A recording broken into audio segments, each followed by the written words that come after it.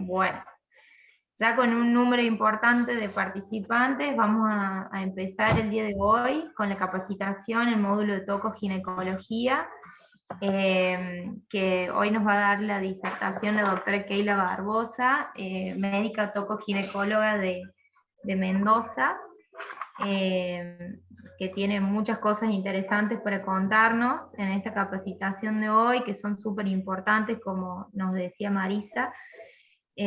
Así que bueno, Keila, bienvenida. Muchas gracias por participar hoy y bueno, te escuchamos atentamente. Bien, muchas gracias. Muy buenos días a los que están ingresando. Bueno, gracias por hacerme parte de esto y con la idea de que sirva. Así que ustedes me van preguntando si algo no está claro y en la medida que podamos estamos para poder despejar dudas. Bien, vamos a arrancar con el primer tema de la mañana, que en orden cronológico del embarazo vamos a empezar con las hemorragias del primer trimestre. Bien, como importante tenemos que el sangrado vaginal en el primer trimestre del embarazo es una situación frecuente y ocurre aproximadamente entre el 15 al 25% de todos los embarazos, llevándose el mayor porcentaje dentro de las consultas de guardia de los servicios de obstetricia. Cuando nos llega una paciente a la consulta obstétrica, a la guardia obstétrica con sangrado, lo que tenemos que hacer es, en primera instancia, es un diagnóstico diferencial, el cual lo vamos a hacer mediante el examen físico, precisamente mediante la especuloscopía. ¿Qué vamos a ver en esta? Vamos a poder discernir y diferenciar si se trata de un sangrado a raíz de una lesión en vagina, si es una cervicorragia, lo que sería un sangrado del cervix, o una metrorragia propiamente dicha, que es un sangrado que proviene de la cavidad uterina. Dentro de las hemorragias del primer trimestre, como patologías importantes y resaltantes, hoy vamos a desarrollar lo que es el aborto y lo que es el embarazo ectópico. Dentro de las estadísticas del Servicio de Ginecología del Hospital Shestakov, ubicado en San Rafael, al norte de Mendoza, tenemos en estadísticas de internación que van desde el año 2017 al 2021, de un 100% de pacientes internadas dentro del servicio, un 18% ocupó a la patología de embarazo más genitorragia. Como definición tenemos que el aborto es la interrupción del embarazo antes de las semanas 20 o 22, esto varía según la bibliografía de la cual se haya extraído, esto según la OMS determina estas semanas, o un feto menor de 500 gramos, seguida por la expulsión del mismo o de un embrión o el huevo. Ya esto puede ser por vía natural o puede ser por retención del mismo, ya requiriendo la intervención médica o el acto médico. Siguiendo con las estadísticas, dentro del 100% de las internadas, un 10% correspondió a un diagnóstico al momento del alta de aborto. En estas imágenes ilustrativas, me pareció importante, ya sea para los colegas médicos no ginecólogos y el personal de salud no médico que pueda estar en primera línea de atención, es frecuente ver de que la paciente que acude al consultorio de guardia con metrorragia, con genitorragia en el primer trimestre, y algo expulsa, la mayoría de las veces lo trae, por lo menos es la experiencia que tenemos acá en el hospital, y hacia su izquierda van a ver lo que es un feto, un embrión de pocas semanas. Quizás esto es más fácil de distinguir, es más fácil de reconocer, pero hacia su derecha van a ver lo que son restos ovulares. Entonces, cuando una paciente llegue con un material, es importante también ver y poder discernir. Igual siempre ante esta situación, mediante los medios y las posibilidades que tengan, siempre se solicita la subbeta.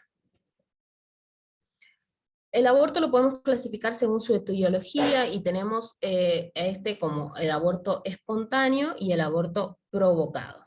Dentro del aborto espontáneo ocurre aproximadamente entre el 10 y el 50% de los embarazos, ocurriendo siendo el 70% ocurriendo en el primer trimestre. El índice va a aumentar proporcionalmente con la edad materna y con la multiparidad. Se ha observado que el 4% de los abortos ocurre en pacientes menores de 20 años, en contrapartida del 13% que ocurre en pacientes mayores de 30. Y con respecto a la paridad, en estadísticas el 6% se produce en nulíparas y el 18% en multíparas. Este 100% de los embarazos se ha visto que alrededor del 50%, 52%, ocurre entre edades maternas entre los 26 y los 30 años. Dentro del embarazo, dentro del aborto, espontáneo, tenemos causas que pueden ser circunstanciales o las recurrentes. Dentro de las circunstanciales podemos encontrar traumatismos, las enfermedades infecciosas, cirugías, intoxicaciones, todas estas causas sin tener una situación de reiteración, siendo un episodio aislado coincidente con la gestación. Y las recurrentes se repiten en varias gestaciones sucesivas y ya constituyen una identidad clínica como lo es el aborto habitual, que lo vamos a desarrollar más adelante. Dentro de las causas maternas tenemos las orgánicas. Dentro de estas podemos tener a las que conciernen al cuerpo uterino. Dentro de estas podemos tener el útero bicorne parcial o el bicorne completo. Hemos visto y hemos tenido embarazos a término con pacientes con estas patologías, siempre obviamente con mayor riesgo en las primeras instancias del embarazo de sufrir un aborto. Y hacia su derecha podemos ver lo que es un útero miomatoso. Se ha visto y la evidencia demuestra que los miomas intracavitarios, los miomas mucosos, son los que mayor afectan. Bien, no sé si es una pregunta o es un micrófono que está abierto accidentalmente. Un micrófono abierto. Bien. Como decíamos, el mioma, el intracavitario y el submucoso son los que se ha demostrado que ha tenido mayor interferencia y mayor riesgo de aborto en el primer trimestre. No así lo hace el intramural, el submucoso o el subseroso, esto sí interviniendo hacia el final de la gestación y con la vía de finalización. Dentro de las causas que conciernen a la cavidad uterina, pudiendo compartir también parte de esto en los miomas que estábamos viendo, también encontramos a los pólipos uterinos, ya difiriendo en tamaño y difiriendo en el material histológico que los compone. Y también tenemos como extra, ya no anatómico, sino las pacientes embarazadas con DIU. Se ha demostrado, se ha visto y está autorizado e indicado de que aquella paciente, mediante control ecográfico, se observe embarazo más DIU y este último se encuentre cerca o en conducto cervical y se vean los hilos, está indicado la extracción. Siempre previamente avisar a la paciente de los riesgos y las complicaciones que este puede traer, obviamente siendo la principal, pudiéndose producir el aborto. Y dentro de las causas orgánicas que concierne al cuello uterino tenemos la incompetencia ítmico-cervical. Dentro de la gráfica podemos ver qué es lo que es un cuello uterino normal y qué es un cuello uterino abierto. Dentro de la incompetencia, dentro del personal que estamos, algunos no lo realizan, no van a hacer tacto, pero dentro de los colegas médicos que lo hagan, en una incompetencia ¿cuál va a ser la diferencia de una amenaza de parto prematura? Que lo vamos a ver en un momento, es la longitud cervical. Dentro de la incompetencia, el cervix está en toda su longitud, no se ha cortado, pero sí está permeable en todo su trayecto, a diferencia de un cuello uterino normal que hasta el momento del parto tiene que estar cerrado. Dentro de las causas endocrinas que nos pueden desencadenar un aborto, tenemos la progesterona, el cual el aborto preplacentario es causado en el primer trimestre por el déficit de esta, estando en la primera y segunda etapa. En la secreción de la progesterona se va a producir a expensas del cuerpo amarillo. En la primera es regulado por la LH, hasta el momento de la anidación, y en la segunda solamente va a depender del factor luteotrófico del trofoblasto. Estas dos hormonas van a controlar el embarazo hasta el tercer trimestre, a donde ya el control es transferido directamente hacia la placenta. Después tenemos el estrógeno, el cual se puede dar por insuficiencia de la función trófica, lo que va a causar una hipoplasia uterina, y factores endocrinos extragonadales, como lo pueden ser la disfunción tiroidea, el hipoparatiroidismo o alteraciones suprarrenales. Otras alteraciones son las nutricias, las metabólicas, las infecciosas, tóxicas, inmunológicas, alérgicas y traumáticas. Hemos visto en nuestra sociedad y en nuestra tasa de pacientes embarazadas, tuvimos un alto porcentaje de pacientes con trastornos del consumo de sustancias tóxicas. Por ende, el hospital, acá el servicio de maternidad del Hospital Shestakov, ha tomado como conducta general a toda paciente que ingrese embarazada solicitar tóxicos en orina. Acá tenemos en nuestro hospital para detectar benzodiazepina, cocaína y marihuana. Dentro de la patogénesis, la causa determinante del aborto espontáneo va a ser una alteración patológica a nivel de la decidua, donde va a presentar una necrosis hemorrágica que va a llevar a un desprendimiento final del huevo o el producto de la concepción. Las lesiones histopatológicas que vamos a observar van a ser secundarias a la muerte embrionaria.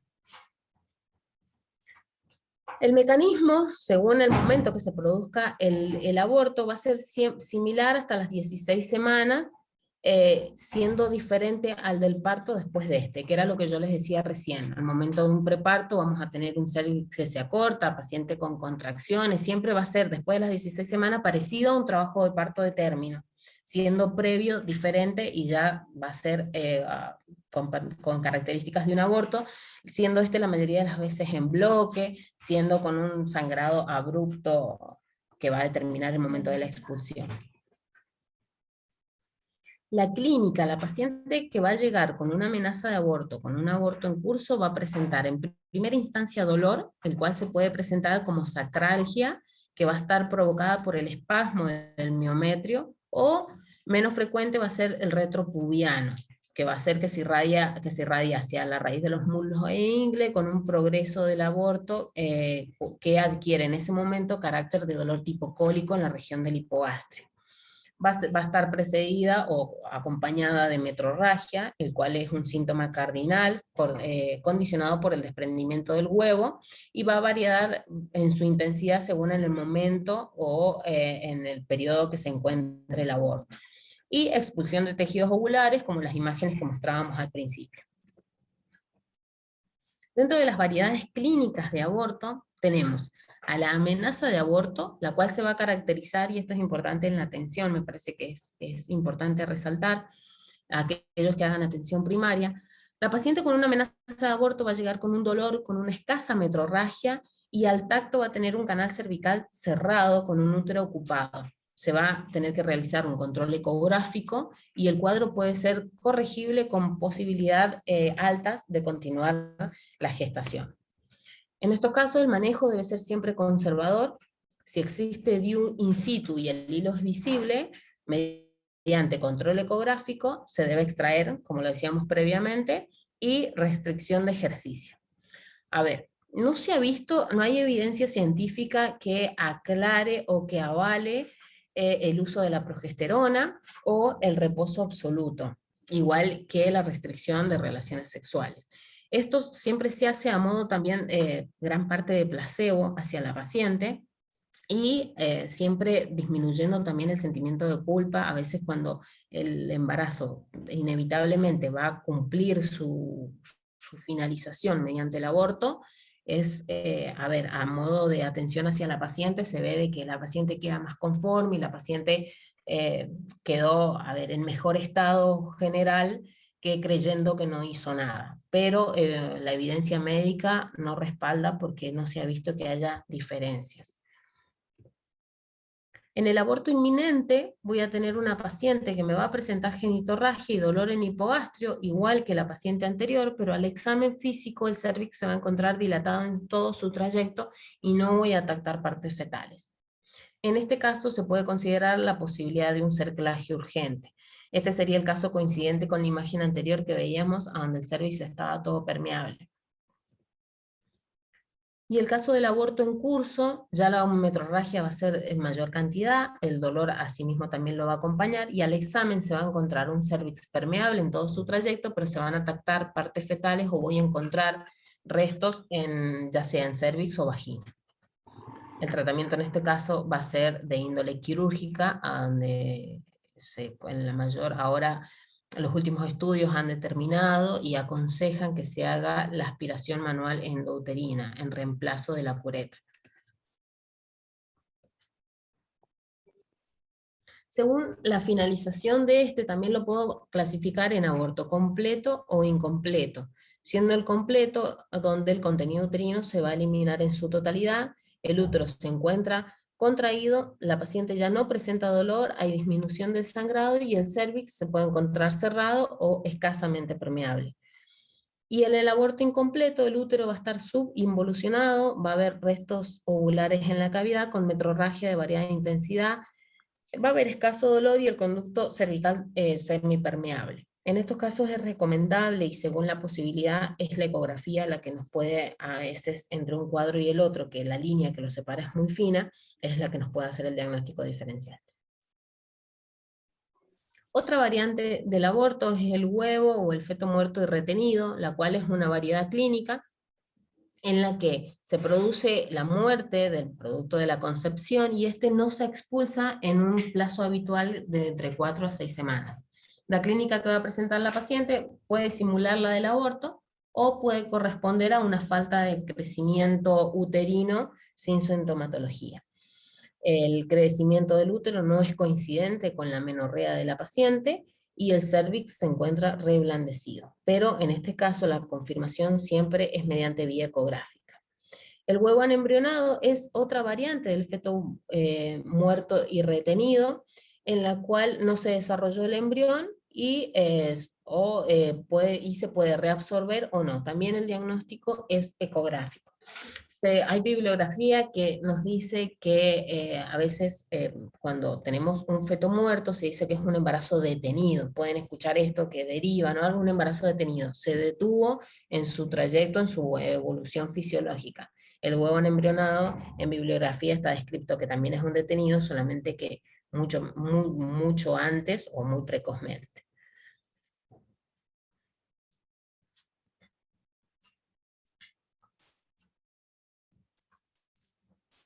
Bien. El tratamiento, el indicado en la paciente con huevo muerto y retenido es con dilatación con misoprostol, cuando el conducto cervical no está dilatado, y la evacuación, como decíamos antes, es mediante la aspiración manual endouterina. No les mostré y no los puse, pero a ver, para haberles mostrado, después si quieren al final de la clase lo buscamos y lo vemos, para los que no están en este ámbito, la diferencia entre lo que es hacerlo con aspiración manual y lo que es una cureta. Para que ustedes se den una idea, una cureta es como si fuera una cuchara sin fondo, y con esa se raspa se hace una limpieza de la cavidad uterina.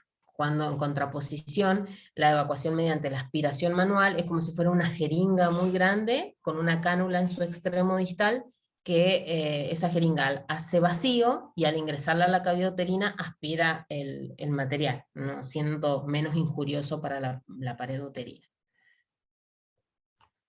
Por orden de preferencia, para las gestaciones menores de 12 semanas, el misoprostol sería en dosis única de 600 microgramos, por vía sublingual una dosis de misoprostol de 400 microgramos, y si es vía vaginal se pueden aplicar tabletas de 200 microgramos cada 3 horas, hasta un total de 800 microgramos. Las tabletas, las que tenemos acá, las que no, son de 200 microgramos con 50 miligramos de diclofenac en su interior. El aborto habitual o recurrente, este se define como la pérdida de gestaciones de 3 o más embarazos antes de las 20 semanas, pudiendo no ser consecutivas. Se estima que el 5% de las mujeres experimentarán 2 abortos consecutivos y solo el 1% van a tener 3 pérdidas consecutivas o más. Alrededor del 50% de los casos no van a presentar una causa definida. El aborto habitual primario corresponde al 64.9%, es cuando nunca se ha logrado un embarazo a término. Y el aborto habitual secundario, que corresponde aproximadamente al 35%, es cuando se presentan los abortos luego de haber logrado un embarazo a término. Dentro de las causas germinales anormales que nos pueden llevar a un aborto, tenemos en la que los espermatozoides o los óvulos son tan anormales dentro de su carga genética que cada fecundación origina un huevo patológico, el cual es abortado. Esto puede ocurrir a partir de un huevo alterado o un espermatozoide con la capacidad de fecundar, pero con la carencia potencial suficiente para contribuir a un normal desarrollo del embrión. Los abortos por aberraciones cromosómicas se van a caracterizar por una caída de los niveles hormonales antes de las 10 semanas, por ende, la paciente, el aborto se va a producir antes de estas semanas, e interrupción o detenimiento temprano del desarrollo del huevo. Otra causa que puede ser producto de abortos es un medio materno inadecuado. Se estima que entre el 50 al 80% de los abortos son patológicos y a menudo son anembrionados. Muchos de ellos se van a producir de tal manera debido a que el medio materno es el inadecuado. Esto puede ser por disfunción tiroidea no tratada, por endocrinopatías ginecológicas, por factores nutricionales, básicamente por deficiencia de la vitamina E, alteraciones anatómicas como las que vimos previamente, las incompetencias ídmicas cervical, hipertensión arterial y la incompatibilidad RH. En la actualidad se considera que alrededor del 50% de los abortos tienen un origen en el trastorno de la coagulación, como es la trombofilia primaria o la adquirida. La trombofilia, para que tengamos un pantallazo, es una enfermedad asintomática que se va a caracterizar por una propensión a la generación de coágulos debido a una alteración en el sistema de la coagulación. Esto va a estar motivado por defectos hereditarios en uno o más factores de la cascada como variedad primaria o por una reacción autoinmune generadora de anticuerpos en la variedad adquirida. Nada, para que tengamos un pantallazo, eso será otro tema después. La conducta posaborto. Tras el legrado, la paciente debe permanecer en observación por lo menos 30 minutos. En las pacientes RH negativas no sensibilizadas previamente se debe realizar la profilaxis de la isoinmunización. No sensibilizadas previamente nos sirve para, en pacientes que no tenga control, en pacientes que no sabía, se debe pedir primero una CUMS indirecta, a modo para que ustedes sepan y tengan, después no es tema para explicarlo ahora, pero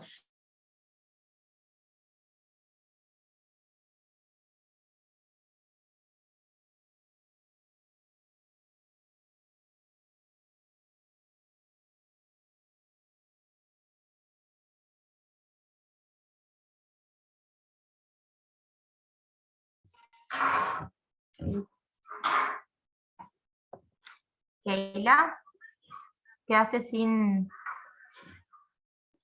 Sí, nos quedamos sin audio.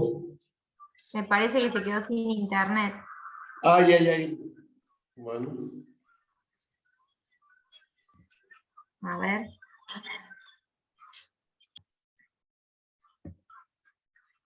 A ver si vuelve a entrar.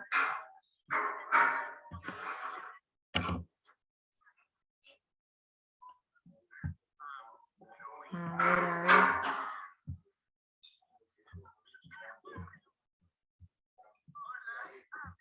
Aníbal, ¿querés ir contando algo mientras tanto?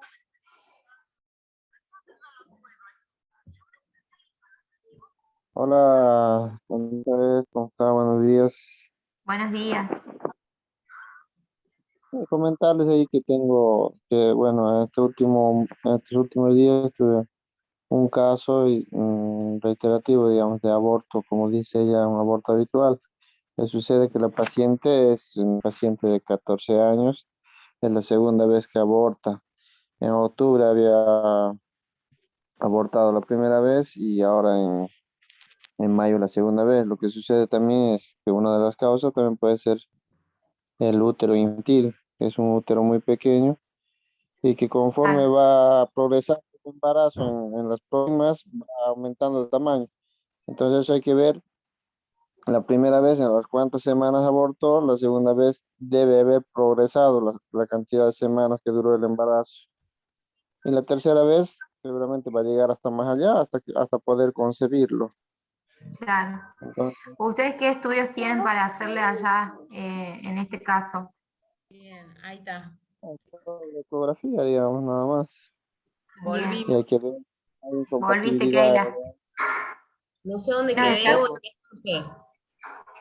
Nos está contando Aníbal que tiene un caso de una adolescente que tiene abortos repetitivos. Así que, bueno, le preguntaba qué estudios le podían hacer allá, en este caso. Me dice que ecografías tiene. Nada más.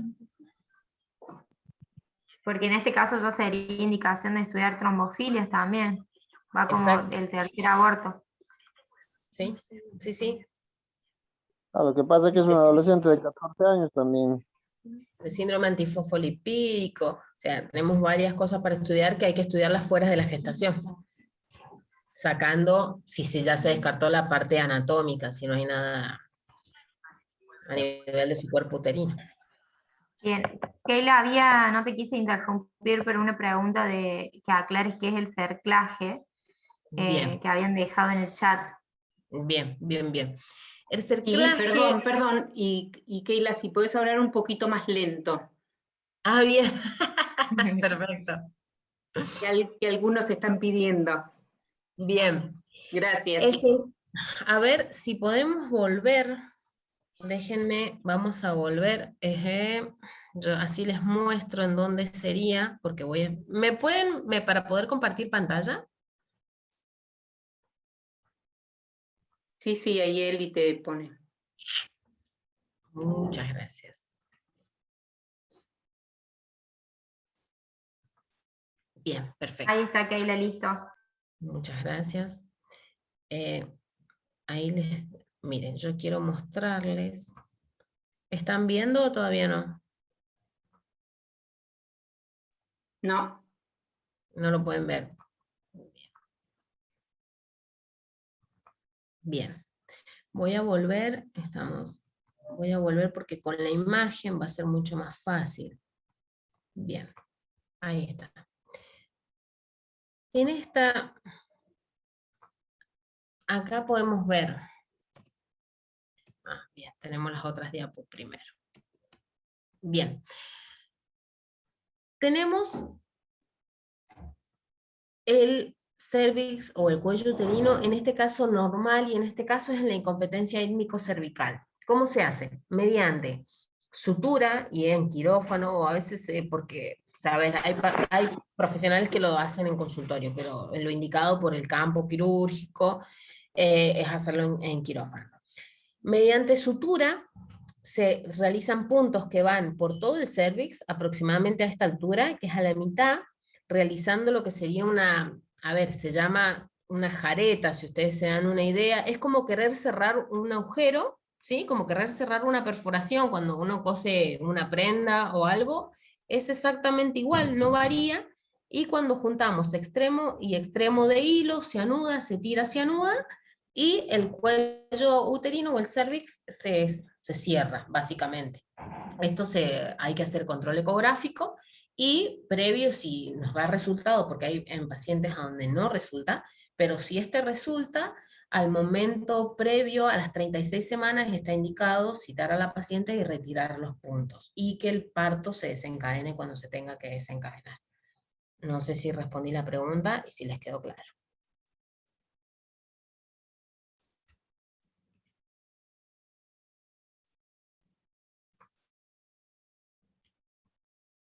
Bien.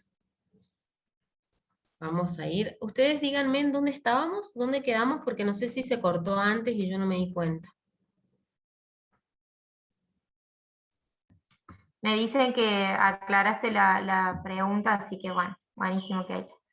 Perfecto. ¿Recuerdan dónde quedamos? Un poquito más adelante estábamos.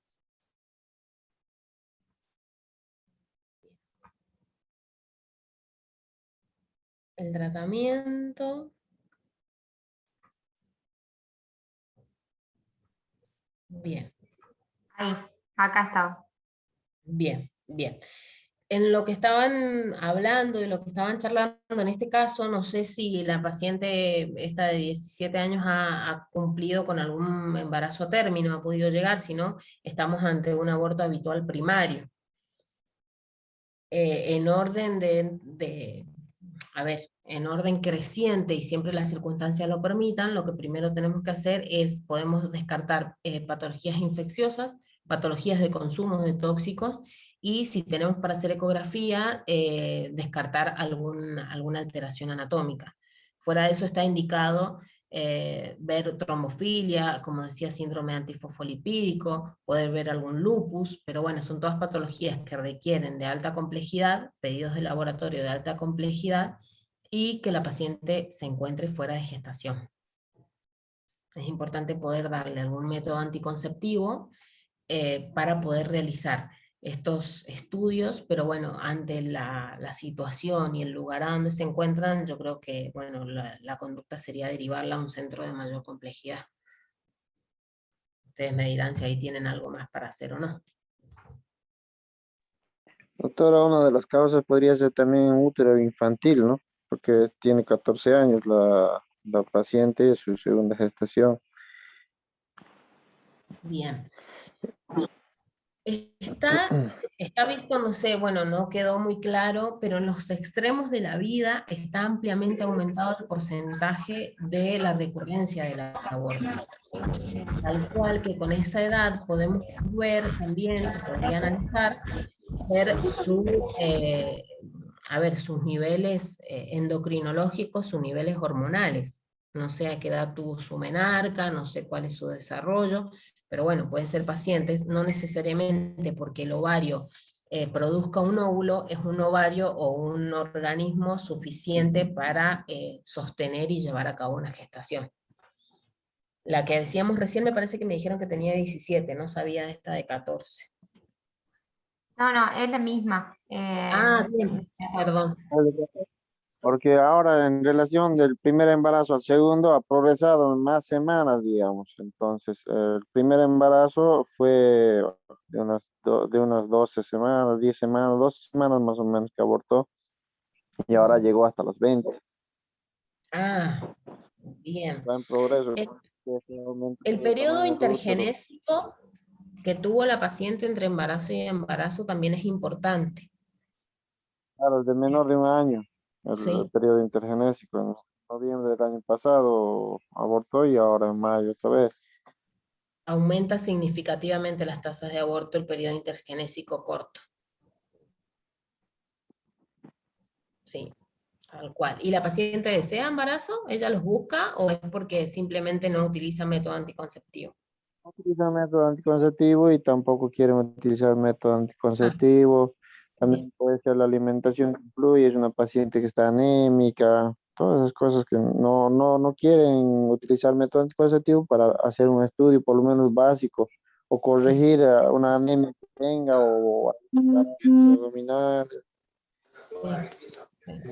esperar, digamos, sale embarazada la Bien, paciente otra vez. claro. Bueno. Bien. Causas particulares también de cada, a ver, contra cada paciente tenemos un escenario distinto y vamos a actuar también de manera distinta y siempre respetando la voluntad de la paciente. Así que eso ya nos cambia el escenario. Bien.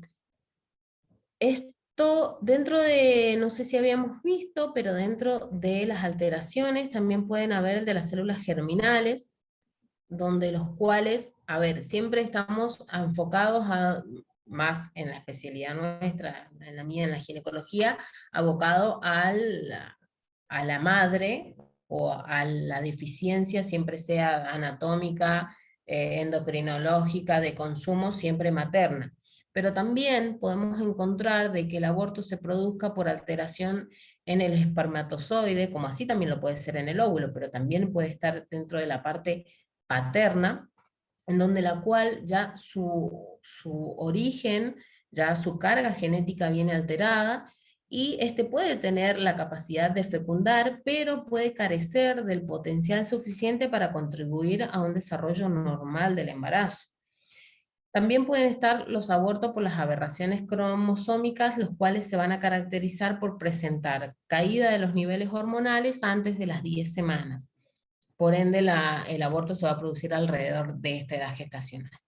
Y la interrupción o el detenimiento temprano del desarrollo del huevo también puede ser otra de las causas a nivel de las células germinales que pueden que pueden determinar de que el embarazo no siga con su curso.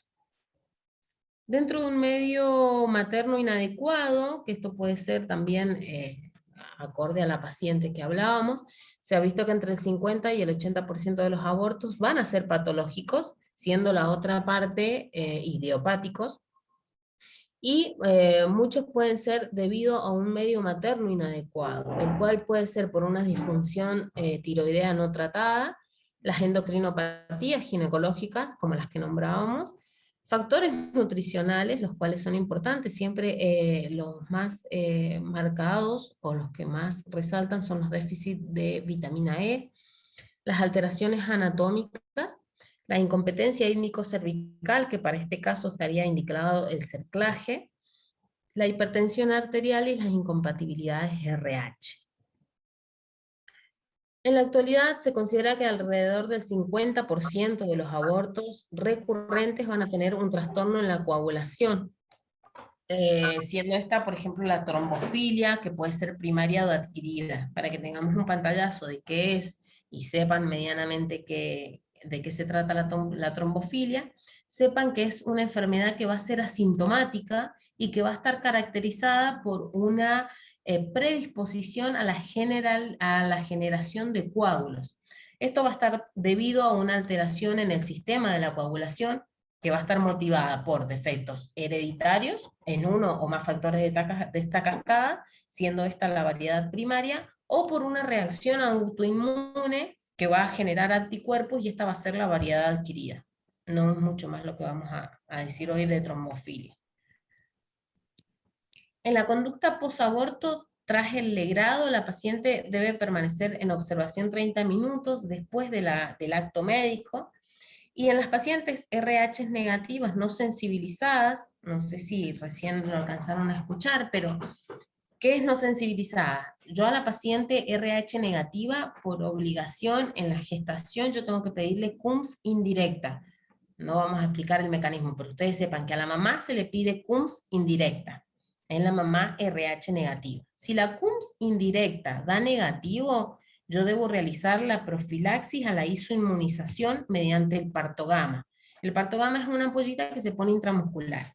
A ver, a grandes rasgos les explico muy poquito. La paciente RH negativa, si el producto de la concepción es positivo, ¿qué va a hacer? Si pasa sangre fetal a la parte materna, este RH negativo va a detectar ese positivo y lo que va a hacer es producir anticuerpos contra esos positivos. En un primer embarazo va a producir esos anticuerpos y no va a pasar nada de esa gestación. En la segunda gestación, si el producto de la concepción vuelve a ser positivo, RH positivo, estos anticuerpos ya se generaron, el cuerpo ya creó esta defensa, entonces en cuanto los detecte los va a atacar. Y básicamente es la madre atacando a la sangre del bebé. En un aborto no se sabe, no vamos a saber si es positivo o es negativo. Entonces por eso siempre, si la mamá es negativa, quiere decir que nunca creó esos anticuerpos. Y siempre le voy a hacer la profilaxis, protegiéndola ante futuras gestaciones.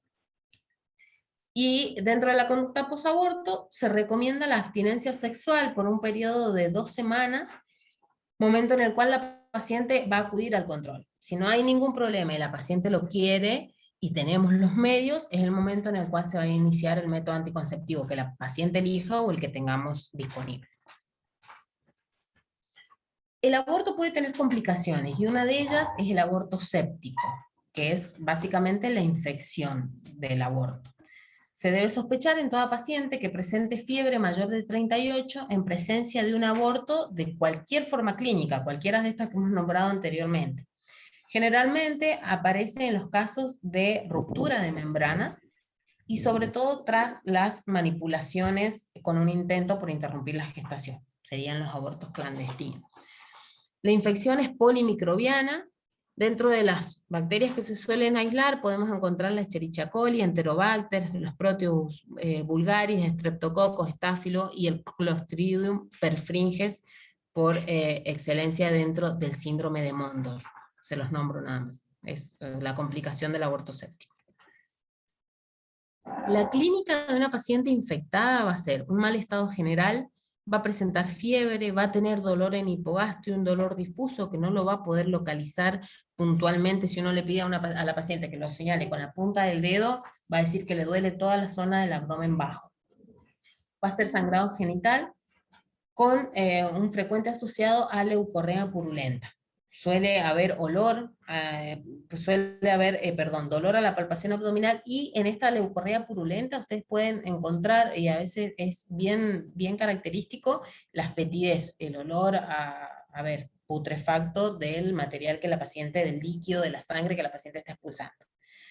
El útero suele estar blando y aumentado de tamaño, y ahí en el laboratorio voy a encontrar una leucocitosis con la desviación de la fórmula leucocitaria hacia la izquierda, propio de todo proceso infeccioso. La conducta dentro de esta paciente va a ser un ingreso hospitalario o dentro de las instalaciones que tengamos y podamos. Va a ser con monitorización de signos vitales y control de la diuresis. En una paciente estable, que se moviliza, que tiene signos vitales normales, bueno, puedo hacer control de diuresis sin sonda. Si la paciente está hipotensa, no puedo controlar la temperatura, está taquicárdica, está indicado colocar una sonda vesical para hacer el control. Siempre voy a tener que tener acompañado de una buena hidratación parenteral, y dentro de las medidas y de lo que se pueda, hacer un pedido de hemograma completo, coagulación, función renal y electrolitos. Como barrera, y hasta poder, si ya lo tengo detectado, y ya hice todos estos medios de soporte, y tengo la medicación, y tengo la posibilidad, el régimen antibiótico empírico para un aborto infectado es clindamicina, 900 miligramos endovenoso cada 8 horas, más gentamicina, 240, una vez al día. Y acá la bibliografía data que puede ser con o sin ampicilina. Acá en nuestro hospital le hacemos triple esquema: ampi, genta y clinda, a las 3. En reemplazo de la genta, si no hay, pueden tener, en reemplazo de la clinda, perdón, puede ser metronidazol, también, que son 500 miligramos cada 8 horas endovenoso. Las opciones del tratamiento quirúrgico son la histerectomía total abdominal o el legrado uterino evacuador. La cirugía va a permitir eliminar todo el tejido afectado, pero supone un riesgo de diseminación intraoperatoria de la infección. Se ha observado un aumento del riesgo de la sepsis y shock cuando la intervención se realiza en pacientes febriles.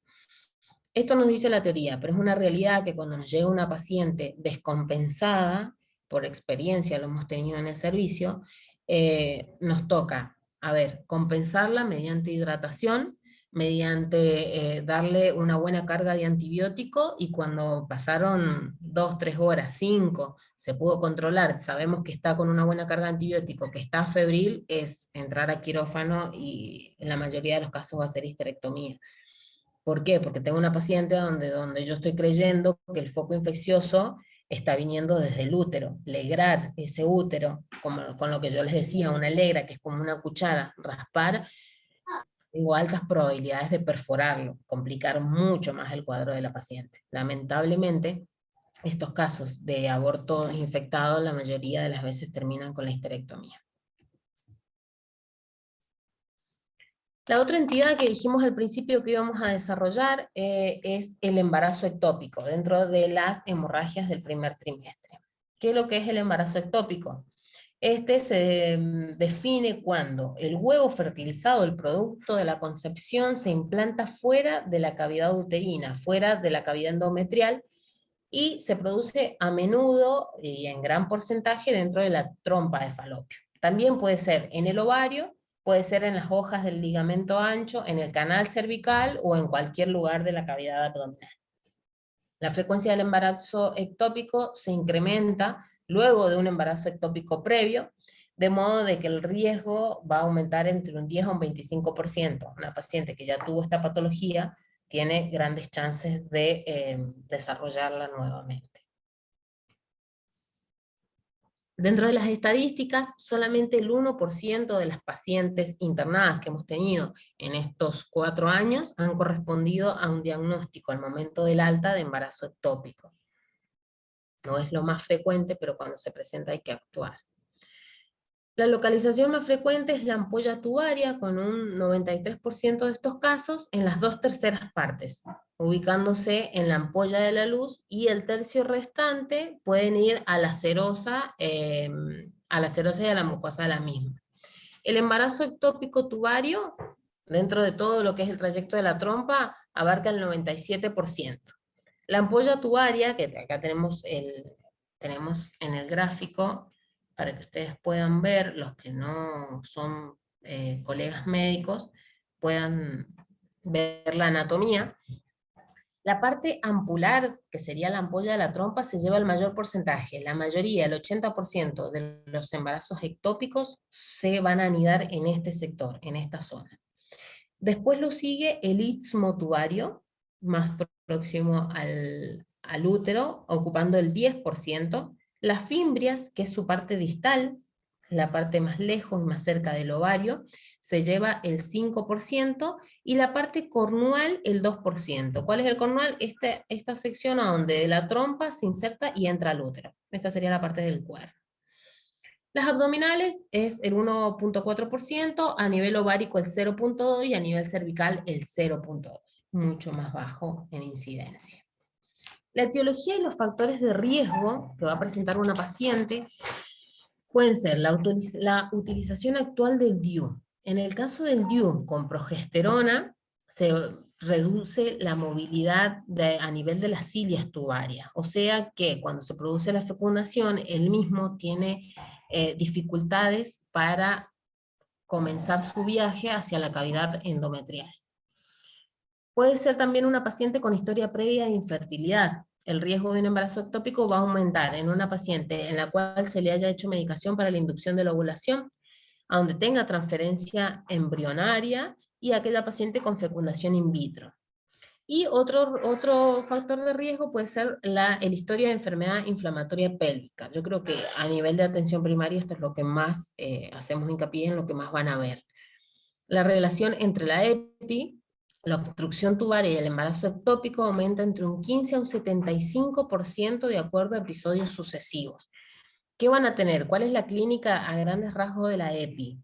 La paciente se va a presentar con dolor en zona de hipogastrio y puede referir flujo. Al examen físico, la paciente va a presentar dolor a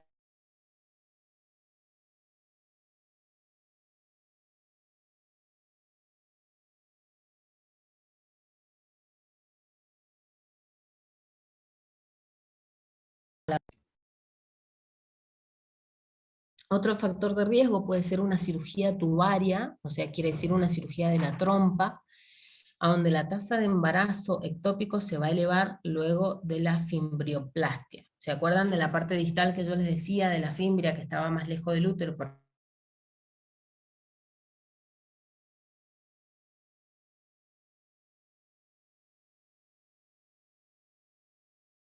Paciente puede ser nuligesta, puede ser con deseos de concepción a futuro. Entonces, en el afán de poder conservar la natalidad de esa paciente, se dejan estas estructuras, pero aumenta el riesgo de un embarazo ectópico. Esto mismo pasa en cirugías abdominales previas o pelvianas previas. ¿Qué pasa? Las consecuencias de cirugías anteriores son las adherencias, la cicatrización. A veces las trompas están pegadas a ovario, pegadas al útero, entonces al momento de la fecundación, cuando el huevo está pasando por todo el canal tubario, se detiene o alguna cicatrización lo hace detener y no puede avanzar hacia la cavidad endometrial. La apendicitis aguda y el aborto inducido obedece a lo mismo, ¿sí? Antecedentes de infección, de cirugías también va a hacer que hayan adherencias, va a hacer que hayan cicatrices, alteración dentro de las cilias que van a transportar el huevo hasta la cavidad uterina, y es el mismo mecanismo. Y la endometriosis, que es una entidad ginecológica, a donde la paciente, nosotros todos los meses lo que menstruamos es, las mujeres, es la caída de la capa endometrial. se cae el endometrio y es esa la menstruación. En la endometriosis, ese tejido endometrial está esparcido por el abdomen. Dentro de distintos grados, puede ser solamente a nivel de los ovarios, puede ser a distancia en otras partes, puede estar en hígado, puede estar bien. Eso es una endometriosis y eso me puede dar, si este tejido endometrial está a nivel de las trompas de falopio, me puede dar un embarazo ectópico. El diagnóstico, ¿cómo lo voy a hacer? Es frecuente que la paciente venga con una genitorragia, la cual va a ser muy escasa, va a ser con una menstruación previa, y esto usualmente va a ocurrir entre las semanas 6 y 8. Tengan en cuenta que una paciente que tiene una menorrea de entre 6 a 8 semanas, de entre 6 a 10, dice alguna bibliografía, es el momento en el que el embarazo ectópico se complica. ¿Por qué? Porque es el momento donde creció lo suficiente como para romper la trompa. También va a presentar dolor abdominal, el cual es de tipo cólico, intermitente, y a menudo se desencadena por maniobra de Valsalva, que es la de hacer fuerza, como si yo fuera a hacer un abdominal, o poscoito. Se puede asociar a síncope, seguido de irradiación hacia los hombros o al cuello por la irritación del diafragma debido a la hemorragia intraperitoneal. El dolor es intenso en la palpación abdominal y se suele presentar dolor a la movilización del cervix. La masa anexial, anexial a nivel de los anexos, voy a tener el embarazo ectópico. Esta se va a presentar en el 20% de las mujeres, nada más. Va a ser de consistencia blanda y elástica y casi siempre es posterior o lateral al útero. Otros factores u otros cuadros que voy a encontrar va a ser el atraso menstrual, va a ser las alteraciones uterinas, en la cual el útero va a hacer que crezca como si fuera un embarazo normal durante los primeros 3 meses. Esto lo hace la carga hormonal. Entonces también esto nos puede confundir y desorientar un poco al momento de hacer un diagnóstico. Se puede presentar una tensión arterial y pulso que va a variar en la magnitud según la hemorragia. Puedo tener una paciente hemodinámicamente estable en las primeras etapas de la complicación del embarazo ectópico, pero cuando ya la encontramos más tardíamente, voy a tener una paciente hipotensa, taquicárdica, va a estar en pacientes hasta pueden presentar el estado de shock. Y la temperatura es un dato útil para diferenciar entre un embarazo ectópico y una salpingitis aguda. A ver, en los dos voy a tener dolor, ya sea por proceso inflamatorio o infeccioso de la trompa o por ruptura de la trompa, pero la fiebre es la que me va a determinar o me va a separar esa línea entre la ruptura o la infección. Al examen físico, yo puedo encontrar un abdomen blando, depresible, doloroso, o lo puedo encontrar un abdomen con defensa y reacción peritoneal. El útero va a tener un tamaño semejante a lo que sería un embarazo intrauterino, por lo que decíamos anteriormente, y se puede palpar en el 20% de los casos nada más la masa anexial. Cuando se produce la ruptura del embarazo ectópico, con la hemorragia intraabdominal, la paciente va a presentar, que les decía previamente, taquicardia, la hipotensión y el abdomen agudo. Si se sospecha de embarazo ectópico, se tiene que tener la precaución al examen pelviano de evitar la presión excesiva, ya que podemos nosotros ocasionar la ruptura intraabdominal de esa trompa. Entonces siempre con mucho cuidado y despacio.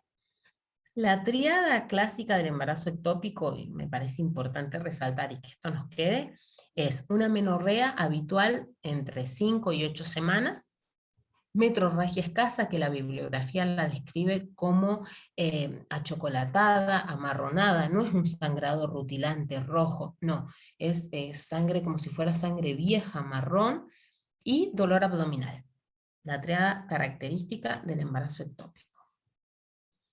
Si tenemos la posibilidad y los medios, vamos a iniciar con los exámenes complementarios, lo cual de laboratorio yo voy a necesitar un hemograma completo. Después de la hemorragia necesito reponer el volumen sanguíneo, lo cual, o sea, en primeras instancias el hemograma y el hematocrito me va a dar normal, pero después va a entrar a decaer. me va a presentar leucocitosis. ¿Por qué? Porque la sangre en peritoneo irrita, entonces va a producir leucocitosis en el ectópico complicado. La gonadotrofina coriónica humana, que es la subbeta, el análisis que nosotros nos hacemos cuando queremos saber si estamos embarazadas o no, en el embarazo ectópico tiene una característica de meseta, que ahí la vamos a describir. Primeramente, un pantallazo general, sepamos que esta hormona es una glicoproteína, la molécula está compuesta por dos subunidades, la alfa y la beta, y es producida por la placenta, particularmente por el sincitio trofoblasto, que va a actuar para rescatar al cuerpo lúteo. En las primeras semanas de embarazo es el cuerpo lúteo lo que mantiene al embarazo mediante esta hormona. Cuando ya se produjo la placenta es la que toma el control. En un embarazo común, normal, la beta-HCG aumenta a raíz de un 66% cada 48 horas. En un embarazo ectópico, normalmente no es así. Por eso así que solo en un 17% de los ectópicos se ve este aumento. ¿Qué pasa? Muchas veces la paciente viene con una subbeta positiva, pero viene con una eco que me dice que en útero no hay nada, que está vacío. Entonces, la conducta es solicitar una beta-HCG cuantitativa, no cualitativa, sino cuantitativa, que me diga cuánto tengo hoy, y en 48 horas citar a la paciente y realizar una nueva subbeta. Si tengo un aumento menor del 66% y sigo sin tener nada en cavidad uterina, es alta la sospecha de un embarazo ectópico, más allá de que la paciente no presente dolor ni sangrado al momento de la consulta. La ecografía va a permitir establecer el diagnóstico temprano de un embarazo, tanto sea intrauterino como extrauterino. El examen completo va a incluir una ecografía transvaginal y una abdominal. La ecografía abdominal va a presentar una triada diagnóstica, que va a ser un útero vacío, una masa anexial y líquido libre en el fondo de saco de Douglas. Esto nos dice la teoría. Muchas veces las ecografías no tenemos para hacer ecografía transvaginal, y acordémonos de que la ecografía es operador dependiente. Entonces muchas veces solamente nos informan que en útero no hay nada, no nos informan anexo y tampoco se ve la masa. Básicamente el diagnóstico termina siendo por el resto de la clínica o el laboratorio de la beta-HCG. La ecografía transvaginal es más sencilla, es más específica, y en un embarazo por una ecografía intraabdominal a las 5 semanas yo puedo ver el saco, cuando en una transvaginal ya lo puedo ver a partir de las 4. Los hallazgos más comunes que voy a tener en un embarazo ectópico va a ser el anillo tubario, que va a ser una estructura extraovárica redondeada de 1 a 3 centímetros, que va a consistir en un anillo de tejido ecogénico alrededor de un centro hipoecogénico. Líquido libre en fondo de saco de Douglas. Y si el diagnóstico no es posible, se puede repetir en forma seriada los estudios ecográficos con las valoraciones cuantitativas de la beta-HCG, lo que decíamos previamente. Cuando se diagnostica el embarazo en una mujer estable, sin trastorno de su medio dinámico, y en la que estoy sospechando un ectópico, el manejo se basa en las determinaciones de la beta-HCG y el control ecográfico. No sé si, yo creo que, no me dijeron, no lo pregunté, disculpen, no sé si tienen para hacer beta-HCG cuantitativa, que es importante y muchos laboratorios no cuentan con ella. Eso no hace falta que sean ginecólogos, no hace falta que, es más, a ver, si su laboratorio se lo admite y se lo autorizan, no hace falta que sean médicos, chicos. Si ustedes están en la atención primaria, les quedó algo de la clase, lo están sospechando porque lo piensan, lo pueden pedir ustedes, básicamente, y eso con 2 determinaciones cada 48 horas, que no suban más del 66%, y ocasionalmente, en el mejor de los casos, pueda tener una ecografía que me diga que el útero está vacío, es indicación para que deriven a un centro de mayor complejidad, a un especialista que la vea. Los criterios de evaluación ante la sospecha de un embarazo ectópico son: cuando tengo una subbeta mayor de 6.000, con un saco intrauterino, no me quedan dudas. A ver, es un embarazo normal. Cuando tengo una subbeta de 1.000 a 2.000, no veo nada en la ecografía, no se ve nada a nivel perdón, a nivel sí, de la ecografía abdominal no veo nada, pero en la transvaginal yo veo un saco intrauterino, es un embarazo normal. Cuando yo tengo una subbeta mayor de 2000, en la ecografía abdominal no veo nada, y en la transvaginal tampoco veo nada, es alta probabilidad de un embarazo ectópico, muchas chances. Y cuando tengo menos de 2000 y el útero está vacío, en ambas ecografías no veo nada, y tengo una curva de la HCG que me sugiere con que aumenta más del 66%, lo puedo esperar. A ver, tengo indicación de esperar y volver a repetir esa ecografía, porque puede ser muy pequeño y en 1 o 2 semanas más lo voy a ver. Pero cuando tengo este mismo panorama, menos de 2000, pero útero vacío en ambas, y la curva del aumento de la beta-HCG es menor al 50% de los 66, chicos, yo les diría, si no son ginecólogos, vayan derivando. Si tienen lejos, Eli me comentaba que las distancias son lejos, son indicaciones para que acortemos tiempos y vayamos derivando a la paciente. La cultocentesis, ya les voy a mostrar un gráfico para que sepan. Mis colegas médicos, no hace falta ser ginecólogo, la podemos hacer. Es una técnica simple, la cual se debe practicar cuando se comprueba líquido libre en fondo de saco de Douglas. Al tacto, por detrás del cervix, yo voy a sentir que abomba. Y es la existencia de una colección líquida. La técnica es, se expone el cervix con un espéculo de Collins, se realiza la antisepsia con Pervinox, una gasa, una pinza, limpio el área, se toma el labio posterior del cervix con una herina, necesitamos el material, y voy a hacer una punción con una aguja larga. Se va a introducir en el fondo del saco de Douglas y se va a seguir una dirección paralela a la cara posterior del útero para evitar lesionar el intestino, ¿sí? Es muy poco, apenas pase, la membrana del fondo del saco de Douglas es muy fina. Esto es importante si ustedes trataron previa a la paciente que sea un útero antero-posterior y mirando hacia arriba. Si es un útero en retro, que yo cuando toco que el útero lo está atrás, y lo más probable es que pinche el útero. De la punción puedo obtener líquido seroso, líquido serohemático, sangre o pus. ¿Sí? En el momento que yo tuve sangre, chao. Es un ectópico complicado.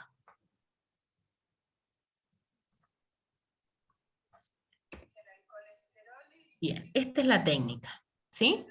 Tengo el cervix, este es el útero, ¿sí? Y con la herina yo agarré el labio inferior y levanto el cervix, me lo llevo hacia arriba. Y con una aguja común, con una 58, si la paciente es un poco más voluminosa, pero si es flaquita, con una 48 llego perfectamente. Pincho, como les decía, ¿vieron? La lámina es fina, no hace falta introducir toda la aguja, no hace falta. Ustedes entran, aspiran. Si viene sangre, es un ectópico complicado. Bien.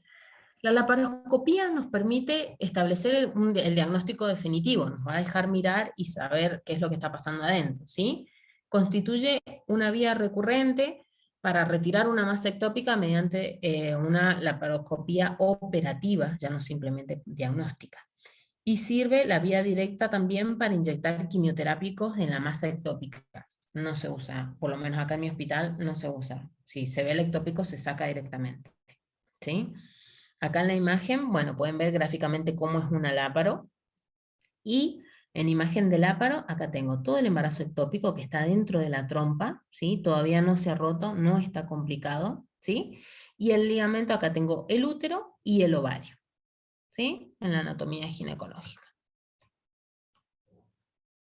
Los diagnósticos diferenciales ante un embarazo ectópico tenemos la salpingitis aguda, la cual se debe distinguir de la ruptura de embarazo, y puede confundirse cuando hay una masa unilateral con salpingitis y me puede dar también, lugar o confusión con un embarazo ectópico infectado. Voy a tener la clínica del embarazo ectópico, una beta-HCG positiva y la ecografía que me lo confirma. Se puede confundir con un embarazo intrauterino. La hemorragia, cuando es intrauterino, es más profusa, y cuando se produce el shock hipovolémico, la hemorragia es proporcional al cuadro. El dolor va a ser rítmico y localizado en hipogástrico, mientras que en el embarazo ectópico va a ser unilateral o puede ser también generalizado. Si ya está roto y tengo sangre en cavidad, le va a doler todo el abdomen, no solamente hipogastrio.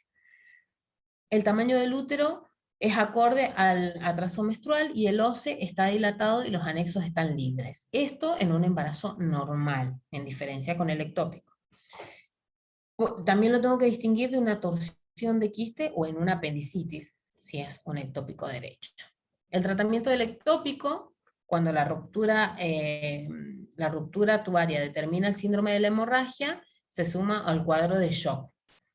El cuadro de sangrado va a ser crítico y una vez que el estado general de la paciente haya mejorado mediante transfusión sanguínea, se va a practicar la intervención quirúrgica, siendo de elección la laparotomía para efectuar la salpingectomía. ¿Qué quiere decir? Sacar la trompa, ¿sí?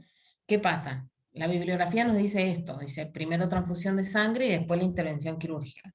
A ver, si la paciente está perdiendo sangre, yo le puedo transfundir 4 litros, pero sigue perdiendo y voy a tener 4 litros libre en cavidad. Entonces, todo esto va en conjunto. Lo detecto, la estabilizo a la paciente, pasa a quirófano. La mayoría de las veces, si es un cuadro grave y que ha tenido mucha pérdida, después de quirófano va a seguir la transfusión, pero no es un criterio terminar la transfusión para pasar a operar a la paciente. En el caso del embarazo cornual, que se los describía, se los señalaba anteriormente, la mayoría de los casos es necesaria la histerectomía, o sea, sacar el útero. Es una zona muy vascularizada y que se complica mucho de querer realizar incisiones a altura. Por lo general sangra, es un sangrado que no se puede cortar y ahí se termina sacando el útero. La cirugía es el método más común de tratamiento en el embarazo ectópico. El tratamiento temprano del embarazo no complicado, cuando la trompa no se rompió, se puede abrir la trompa, ¿sí? Y sacar el embarazo y volver a resuturarla o no. Pero se ha visto que esto produce grandes tasas de ectópicos a futuro. Puede hacerse tratamiento médico con metotrexate, la inyección transvaginal con control ecográfico con prostaglandinas. Se puede hacer conducta expectante, la cual se va a recomendar cuando no es necesaria una cirugía de urgencia y se detectan niveles de sub-beta decrecientes, o sea, van disminuyendo. Y la decisión de conservar la trompa afectada ante un embarazo ectópico se toma cuando la paciente refiere el deseo de mantener su fertilidad. Bien. Esto, a ver, queda en el Power si ustedes quieren, pero no es algo que, a ver, es el tratamiento con metotrexate para no, en una paciente donde no tiene un ectópico complicado. Nosotros acá no lo hacemos. En un hospital de referencia acá no se hace, directamente se va a la cirugía. Así que me parece que no nos va a servir mucho en esta ocasión. Y el embarazo ectópico no tubario, recordemos que era el menos porcentaje, pero que se puede presentar, las características va a ser que voy a tener dentro del ovárico, la trompa de ese mismo lado va a estar intacta, no va a tener nada. El saco fetal va a estar en posición del ovario, el ovario afectado va a estar en contacto con el útero mediante el ligamento ovárico, y el tejido ovárico va a estar definido por la pared de saco gestacional, ¿sí? En el embarazo cervical voy a tener un atraso menstrual seguido de dolor y hemorragia uterina. El cérvix va a estar blando y va a estar desproporcionalmente agrandado. O sea, voy a tener un cérvix que al tacto o a la especuloscopía lo voy a ver muy aumentado de tamaño. Los productos de la concepción van a estar fijados en el endocérvix, el ocis cerrado con un OCE parcialmente abierto. Cuando ustedes lo vean, si en algún momento es muy infrecuente, por nada las tasas dicen que es del 0,2%, cuando lo vean van a creer que están ante un cáncer de cervix, ¿sí? Se dan muy pocas veces, pero cuando se da, realmente a la vista queda la imagen grabada porque no es fácil pasar por encima. Y el embarazo ectópico abdominal se puede desarrollar en cualquier superficie de las superficies peritoneales del abdomen.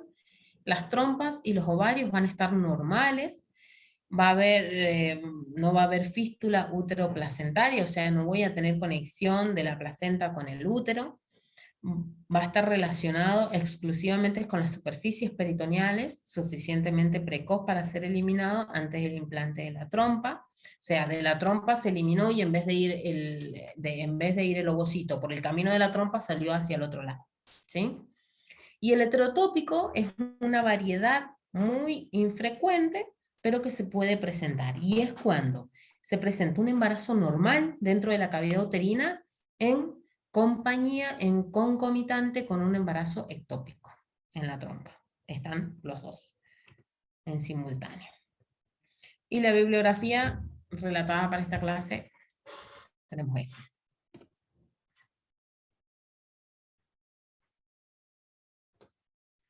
Estuvimos.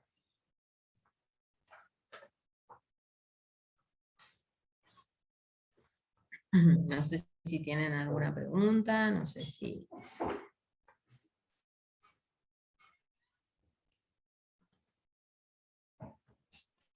Muy bien, Keila, buenísimo, muy claro todo, súper entendible para lo que podemos entender. Larga, pero... Había una pregunta en el chat, ¿a partir de qué tiempo gestacional se pide la subunidad beta? Bien. Ahí te la leo bien.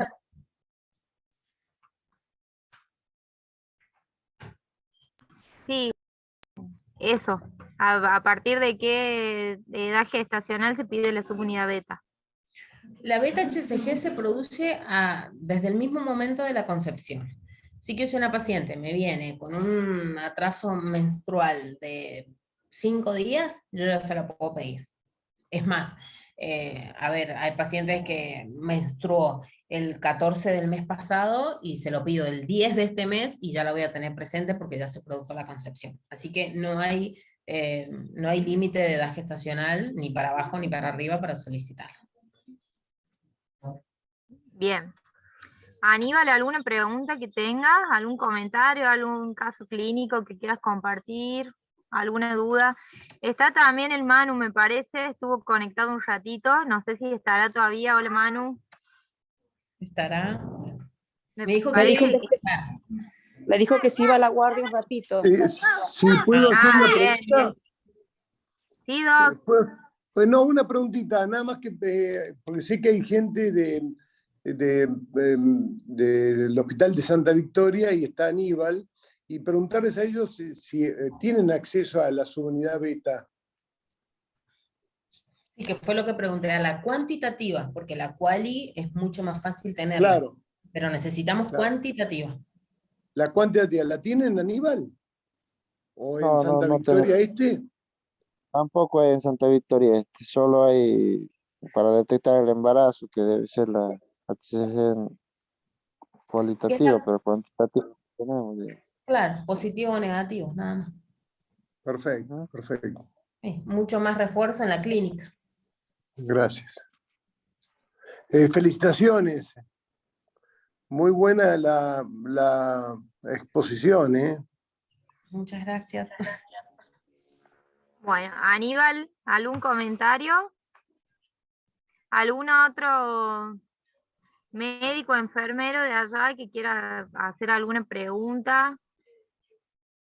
Creo que fueron las dos preguntas nada más en el chat acerca del cerclaje y de esto de la subunidad beta, pero no hubo más preguntas.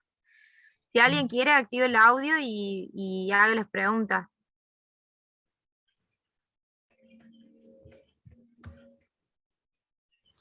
Todo súper claro, Keila, me parece. Sí, bueno, mejor así.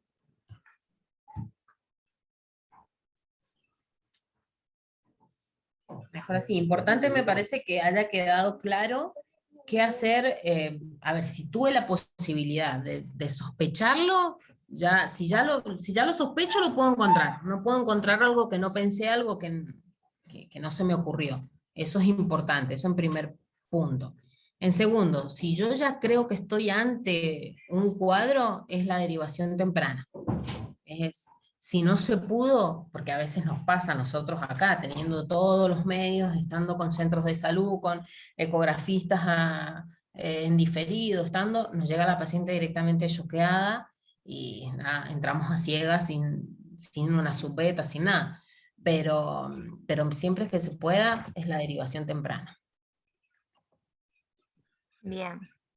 Que acá un poco se complica la derivación temprana, bueno, siempre que se pueda pero por ahí, como te contaba antes, es una de las complicaciones. Por eso era lo que hacía hincapié en el sentido de, a ver, en el pro y en el contra. Es como lo que vos me contabas, como que era re difícil derivar, pero a la vez por eso mismo, me parece, por ser tan difícil, si yo ya lo sospeché, lo tengo que hacer, porque a ver, como veíamos, el ectópico no es que de un día para el otro, el ectópico se complica alrededor de las 8 semanas, entonces si ya tuvieron acceso a una ecografía en algún lugar con 6, 7 semanas y no se vio nada, ya es para prestarle atención. No se vio Bien, nada dentro de cavidad de útero, obviamente. bien, bien. No sé qué otro... Aníbal hoy está callado, ¿qué pasa, Aníbal? Ah, que me quedó claro y es un poco más de complejidad como para también poderlo hacer aquí, digamos, de mucho riesgo. Así que todo que se sospeche de tópico va a ser derivado directamente. Pero por ahora nunca se ha tocado, menos mal. Todos los embarazos se ven sacos gestacionales en útero, así que no, quizás no es muy frecuente por aquí eso. No lo han tenido, bueno, mejor. Aníbal, ¿tuvieron casos de embarazadas con COVID ahora? No, no tenemos casos COVID aquí reportados. ¿Y hacen Quizás hay testeo? la comunidad no se opone a hacer testeos masivos, pero de vez en cuando a algún paciente que llega por laboratorio le hacemos un testeo de IgM para ver cómo se está comportando la enfermedad por aquí. Hay algunos casos que se ha visto que han pasado el COVID, pero así latentes no han venido.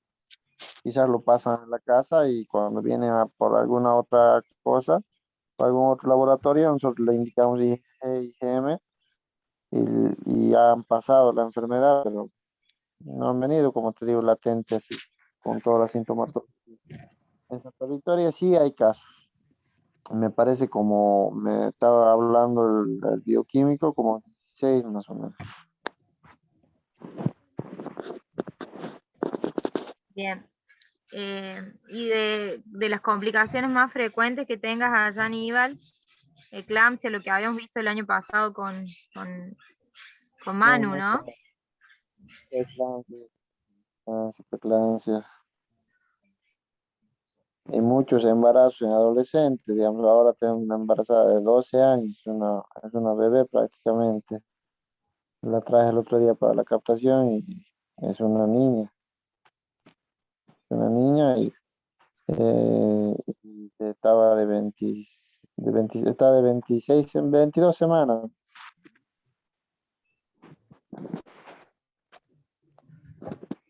Ahí preguntaban si en el caso de las embarazadas con COVID, además de la mamá, el bebé también corre riesgo, que Keila nos contaba que nacieron 2 bebés con COVID en Mendoza, ¿no?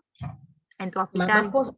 sí, mamás positivas. Al recién nacido se le hace el testeo cuando nace porque puede ser negativo, entonces como pauta acá del servicio de neonatología piden que el cuidador que esté a cargo sea COVID negativo y esté con todo el equipo de protección. Entonces la madre cuando amamante sea con barbijo y sean en los únicos momentos a donde tiene a su hijo en brazos, después esté en cuna y colabore o ayude este acompañante COVID negativo. Bien. También te preguntaban, Keila, ¿cuál es el nombre del estudio para un SAF o para trombofilia? Que se hacen estudios de coagulación, son laboratorios específicos. Sí, anticuerpo, antigliadina, se piden pero son todos, por lo menos acá en el hospital, son estudios de alta complejidad. A ver, son estudios que primero no los solicitamos nosotros, sino los jefes del servicio, y tienen que ir autorizados por ellos, ir a dirección, o sea, es sumamente complejo, no es algo que... Por eso decía, es derivar a un centro de mayor complejidad, no se va a hacer en una atención primaria ni en un laboratorio que tenga lo básico. Bien. ¿Alguna otra pregunta Doctora Sinari, está muy callado hoy.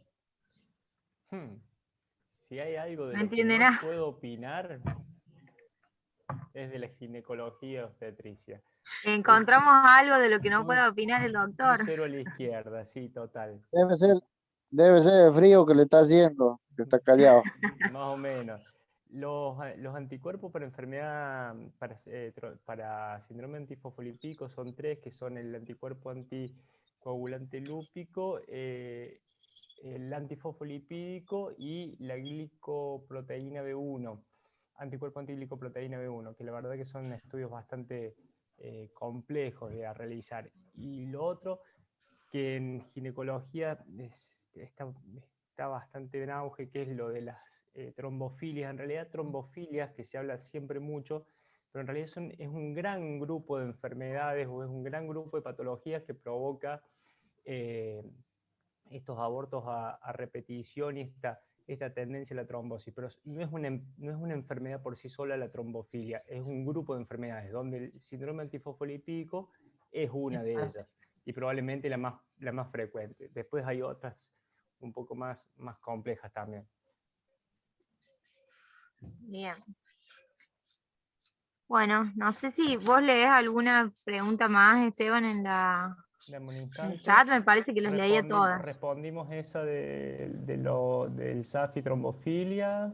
Sí, que en Córdoba también es dificultoso hacer, no todos los laboratorios tienen la complejidad de toda esta batería de estudios. Se hacen en laboratorios específicos, en el Allende los hacen y después en la Fundación para el Progreso de la Medicina. Pero también en Córdoba es complicado. Bien. No hay otras preguntas, Eli. Bueno, creo que quedó todo muy claro. Keila, de nuevo agradecerte, invitarte nuevamente. Sé que Manu te va a invitar también para que nos puedas acompañar. Muchas gracias a todos por la participación y en todas estas capacitaciones estamos siendo un grupo ya homogéneo y siempre la misma cantidad de participantes, así que bueno, agradecerles a todos y la próxima de acá a 15 días es del módulo pediatría, que va a estar muy bueno porque vamos a hablar de infecciones respiratorias. Para esta época son muy importantes y también diferenciarlas con el COVID. Así que los esperamos también el 22 de mayo. Buen fin de semana y muchas gracias a todos por participar. Muchas gracias por la Keila. invitación. Hasta luego. Hasta luego.